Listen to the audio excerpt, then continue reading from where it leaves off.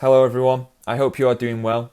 Today I will be showing you how to send money on PayPal without having to pay a fee. So first we want to go onto the icon which says send underneath. Then we want to enter a name, email or mobile number of who we want to send the money to. Once we have done that, we want to enter the amount of money we want to send to and also add a note in reference to what you're sending the money for. Then we want to press sending to a friend or family, as this will mean we won't be charged for the fee, as PayPal will not take a percentage of the money.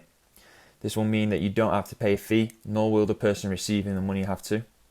This can only happen within your country. Once you've done that, you then want to press send money now. Then you have successfully been able to send money without a fee. Thanks for watching.